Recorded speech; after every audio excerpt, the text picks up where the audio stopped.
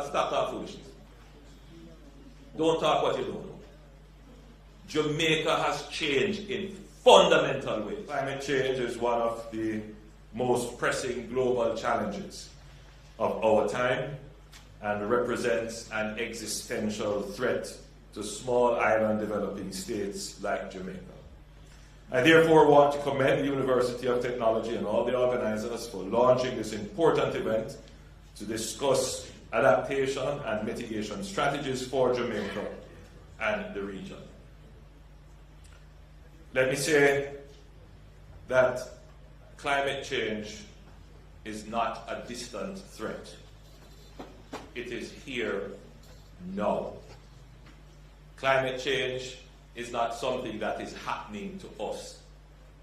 Climate change is what we are doing.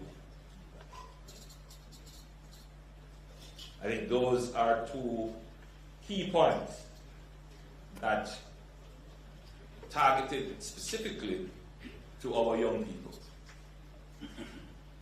Existential in that it not only can change the way in which we live, it has the potential to, let me not be so dramatic, but it could, if it changes in a dramatic way, it could change life as we know it. And, there is always a raging debate about climate change, whether or not the climate will change regardless of what we do. There is a cycle of the earth, and there will be a change in the climate. Some people say the climate changes, every few months. You have winter, summer, spring, autumn. Climate changes. But the truth is that the climate is changing in a more rapid way than we had projected and anticipated by virtue of the activity of humankind. Clearly, over the last 100 to 150 years, we were never consuming as much fossil fuel as we are now. We weren't clearing the forests as rapidly as we are now.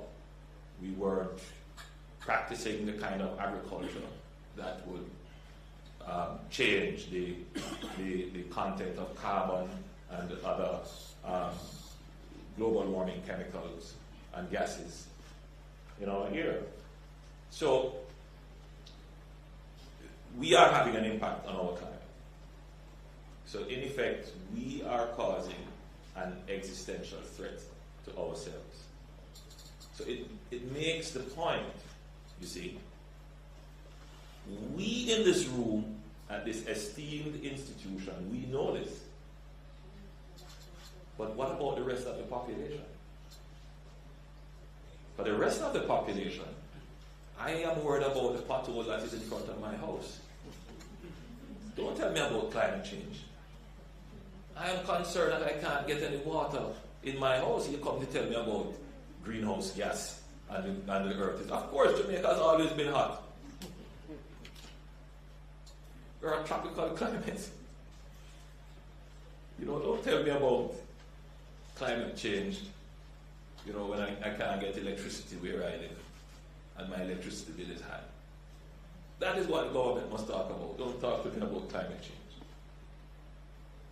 And of course, it becomes even more complex because, and this is very much, again, speaking to the students here from high school, it's a very complex issue because it is not only a consumer behavior issue, meaning how we consume and how we treat our environment, but it is also a serious political issue because the level of greenhouse gases in our atmosphere didn't just get there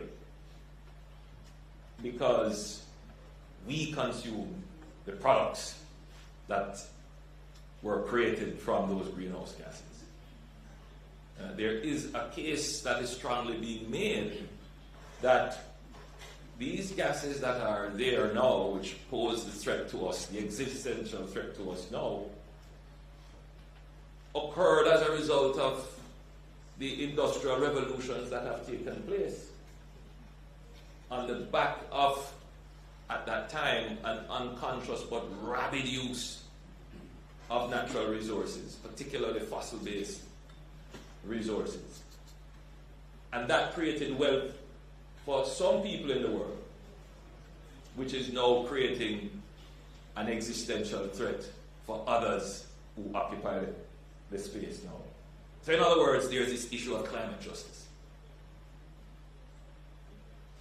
That the centuries of industrialization has created this problem that small island states, we didn't create it, but we're losing our shorelines, we're prone to more devastating hurricanes, acidification of the oceans around us, the loss of our coral reefs, because other countries that benefited from the use of fossil fuels and industrial agriculture and other such practices, they have the wealth and the resources to defend their own countries from it. But we didn't benefit from that, and so we can't defend, adapt and mitigate the climate change. Which is why the UN Secretary General had invited me to be a part of a group of global leaders to speak about climate change and to ask for $100 billion a year for climate mitigation and adaptation. And of course, the rich countries all said yes, of course, from a conscientious and, again, climate justice point of view, but we haven't seen it really in any significant way. Because there's also another issue. How do you tell the taxpayers in the developed world that benefited from, these hundreds of years of industrialization to take up their tax dollars to fix a beach in Jamaica or build a revetment or help with water or so forth? I mean, especially in democracies, these are realities.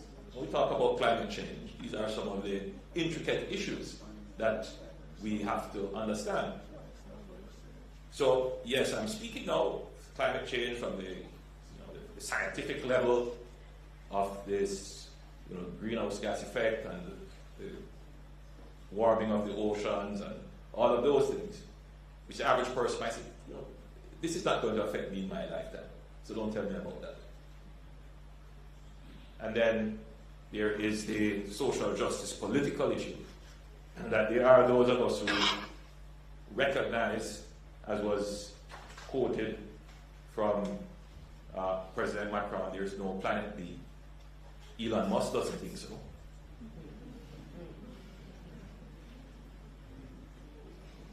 So this is the planet we have, and this is the planet we should save. And so there are those of us who are thinking in an enlightened way, Professor Arch, that we should restructure the way in which we administer global and national affairs, to redirect financing in ways that support the climate. And that's what this issue of climate financing is about. Whether or not it will work and the developed countries will be able to make the allocations from their budget relative to what their electorate feels, it would only work unless there is a very robust international movement that keeps calling for it and pricking that conscience and morality and saying, this has to be done. And it is constantly being done as part of my job, my responsibilities, to speak on these issues and to bring it to light in ways that the average person can understand it. I'm speaking very simplistically now, so that I can bring more people into the conversation. So when a person is here, and if you are lucky to have our students from Calabar, they start to do research on this, and they start to write papers, and they become passionate about it. Who knows, we may have another advocate on the global scene. And that's how you start. You mentioned, what's he called, rebellion, Extinction Rebellion, and other such. There is a spectrum of how the issue is being treated with. And so I'm doing my little part in trying to raise consciousness about the issues. Now, let's come back to Jamaica. What is Jamaica's strategy? So Jamaica's strategy is, one, to play its role in the advocacy, in terms of creating this global architecture, supporting the COP movement, in ensuring that all countries are doing what they can to mitigate and adapt, slow down, and to educate their population about climate change. So Jamaica has done very well in terms of its nationally determined contributions to the whole climate change issues, trying to make sure that we meet the 1.5% goal. Now, outside of that, Jamaica has to take responsibility for itself. And my administration is one that believes in self-reliance. I'm not going to wait on anybody's conscience to save me. I believe in saving myself. If somebody's good grace or conscience comes through, hey, great. But every Jamaican must stand on their own 2 feet and face the world. Don't wait on anybody. And that has been my view on climate change issues, on reparations, on loss and damage. We're going to fight to get them, but we're not waiting on them. And therefore, in our resource plan, we believe in building buffers in our budget. What does that mean? If an event were to happen, well, let me back up a little bit. There are really 2 types of events that could occur. One would be a high frequency, low severity event caused by climate change. So you could have a consistent period of heavy rains. It will cause some localized damage, floods, crop loss, some housing damage, roads damage. So that's high frequency, low impact, low severity. And then you have some events caused by climate change that are low frequency. They may happen, probability of them happening is low, and it may happen once every 100 years. But the impact of it is so great that it could wipe out your entire GDP.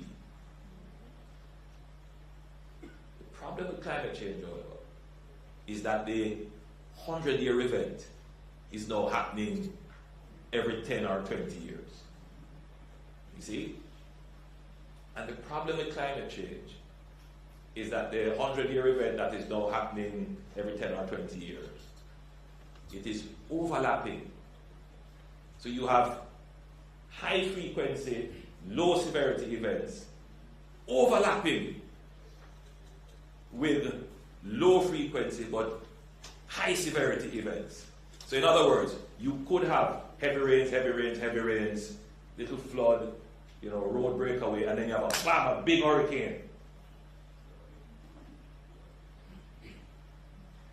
It's the complexity of why the common man mustn't just say, climate change don't affect me. It affects you every single day. So governments have to think about this and plan for it.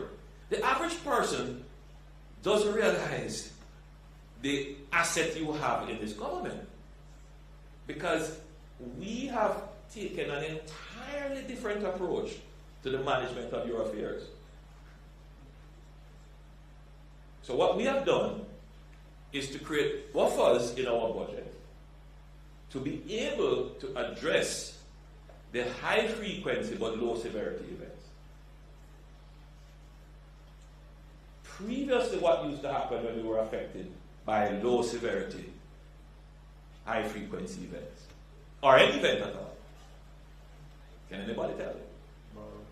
Okay, somebody knows. Yes, of course. That's what we used to do. We used to borrow. And then you wonder, why is the debt so high?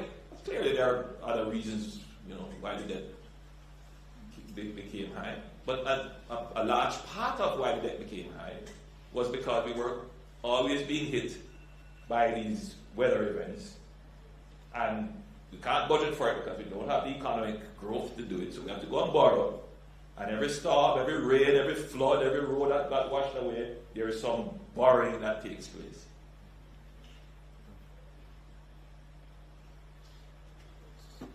So you see why climate change, managing climate change is important. Right, so what we have done now is to put buffers in our budget. So we have a disaster recovery fund, and we have a contingency, and every year we put to that. So before, what we used to do was to take from the future revenues and consume it today to deal with today's threat, and that is effectively borrowing. All right, so what we are doing is taking the future taxes that these students here will pay when they grow up and become employed and become productive citizens, to pay for the challenges that we are experiencing today.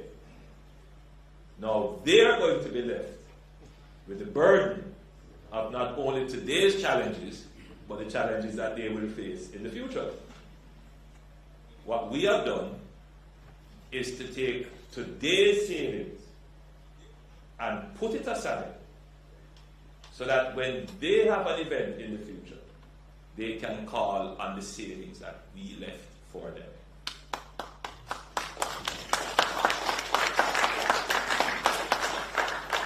That is what we mean by putting a buffer.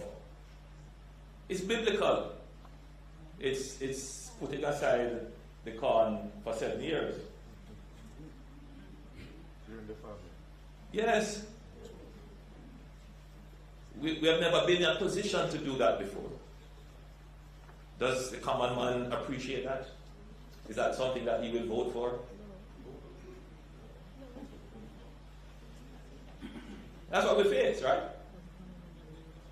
Because as far as he's concerned, I can only worry about my road and know how my road fixed now. But not seeing the complexities that go into ensuring that his road can be fixed. And that's why we have universities. And that's why I'm here today. Because it's the universities that need to get these complex issues to the common man. The role of the university is not to keep knowledge circulating in its halls. It's to circulate the knowledge outside the society to combat the high level of misinformation and ignorance that exists. We spend billions of dollars every year on our universities. And they do great work, but it is trapped inside textbooks and their computers and within their campuses. It needs to get out there to the common person so that they become informed voters.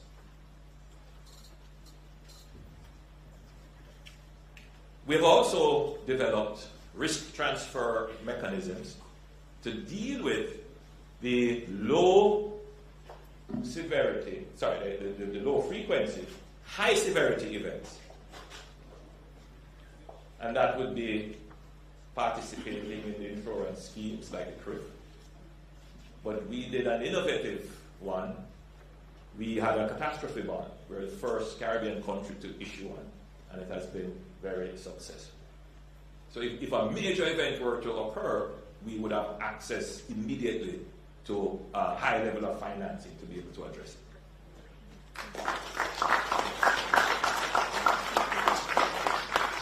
So people, say, Jamaica not going in the right direction, and the country say, no, look on here, stop that foolishness. Don't talk what you don't know. Jamaica has changed in fundamental ways. We have addressed the issue of Jamaica being able to withstand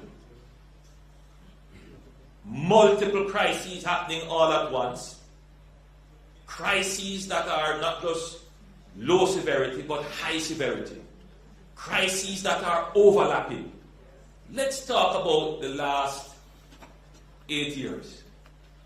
Almost every 2 years you have had a major rainfall event that has destroyed our roads. Just reflect. Almost like clockwork. Then we have had a pandemic.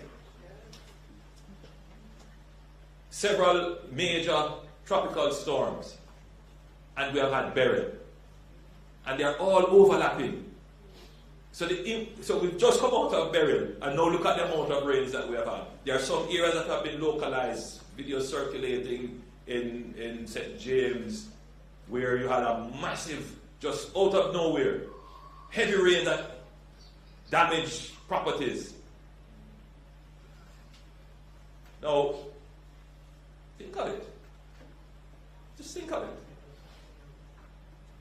Could we repair all of those roads that were damaged all at once? But just look at the heavy rains that we have had and the impact on the roads. You begin then to understand how climate change impacts your lives. But let's look at another impact of climate change. Drought. Think about it. When you look at the rainfall patterns, the northeastern end of the island would get the highest level of rainfall. I've seen data which is suggesting that that has shifted, that the northeastern end is not getting as much rainfall as it used to get. The droughts are longer and more intense. So when you're quarreling about your water, it's not a government that doesn't care to give you water. That's not the issue. Sometimes the question is, where is the water source? And how do we get the water from where it is to where you choose to live? These are planning issues that UTech needs to be speaking on to explain to people that if you choose to go live on the way up in some top of the where there's no water, the cost is going to take for us to move water from where it is to you is uneconomical. And therefore, the issue in dealing with climate change is also a settlement issue, where you choose to live.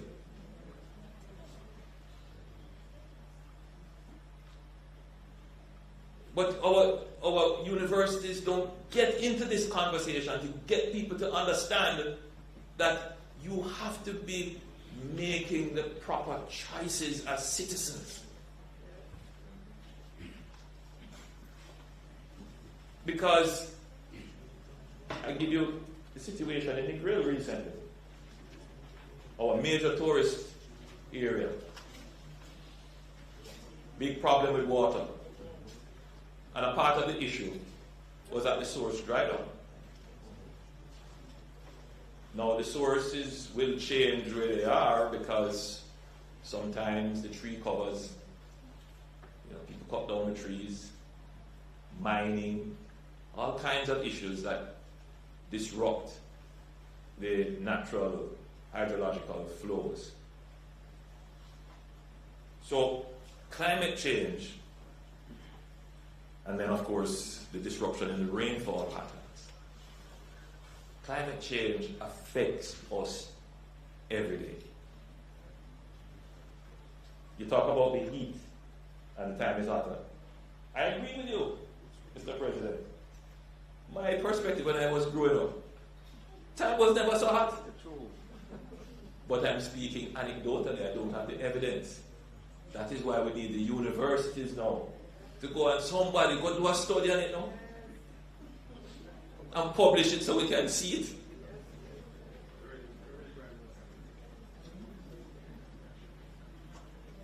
You have. Please send me the study and let's publish that information to the general population so that they are empowered. But let's take a look at this. Yesterday, I toured the Montego Bay bypass, the Perimeter Road project. Massive project. And that project, we ensured that it was built to resilient. It was built to withstand, a 100-year event. Reinforcements, culverts, the path that we chose, the corridor, all of that we did just to ensure that it can withstand. So if anything were to happen to our roads on the shoreline, which these are decisions taken centuries ago, we will have roads on the interior at higher ground where we can continue to navigate and travel. So if you notice, we are building our roads, we are carrying them in as much as we can. The North-South Road, the South Coast Road Improvement Project, which still skirts the coast of St. Thomas, as much as possible we have tried to realign. And we're going to realign even further when we do the bypass for Portland. All right? Because from a development and spatial management strategy, Jamaica must move its roads to higher ground and inland. And we're doing that right now. So if there were to be a catastrophic event where our shoreline roads are affected, we would still be able to move. Don't for the common man, he doesn't care about that. He's quarreling about his road not fit. But not seeing that there are existential threats that we have to address now. And as we address those existential threats in building these highways, it is to ensure that Jamaica can continue if an existential threat were to materialize. So yes, we announced a SPARK program to fix your local roads, but we have to continue building these highways because there are risks involved. And you just need to look at what has happened in Miami recently, where a storm just formed out of nowhere in the Yucatan Peninsula there. And how it just flooded out. It's what happened here is just crazy. And by the way, one right after the other. But consider the impact on the United States. Very ugly. But consider if that were to happen to Jamaica. It would have wiped out our GDP. So don't believe that these existential threats can't materialize. As far as I'm concerned, is God save us.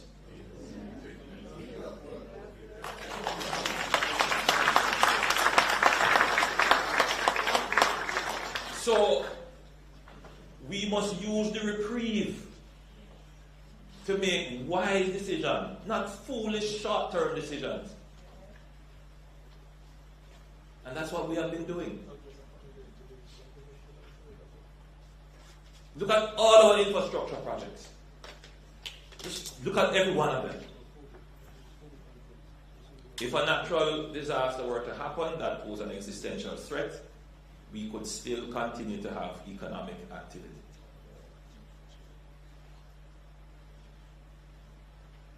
We don't get credit for that. Nobody sees it in that way. But that is what we're doing. And that's the right thing for Jamaica, given this context of the threat of climate change. But the last point I wanted to make on this matter, just to make the connections with why climate change is so important. So we toured the perimeter road project in Montego Bay yesterday. And one of the lasting legacies of that project is that we built a testing lab, for a materials testing lab. And whilst we were there, we were discussing asphalt and roadways and the various tests that we should do. And one of them we were looking at is, the life of the asphalt. And they have a machine that they can heat up the asphalt, and it will tell you how long it will last based upon heat exposure and so forth. Now, the hotter the time is, the greater the exposure to sun will determine the useful life of the surface. So yes, there is always this issue of the quality of work and the quality of material use, but please, when we are talking about our roads, also talk about the change in the temperature and how that will affect the wearing life of the surface layer. And that is something that we now need to internalize to figure out what standard we need to use. What kind of change in composition of the asphalt layer we need. And that's where our universities come in. Right? That's where particularly a university like UTech come in, that you need to be studying these things to say, based upon the impact of climate change, your roads are going to have more water events and much more heat. And therefore, what is the appropriate standard that we should be building at, or what material changes we need to make?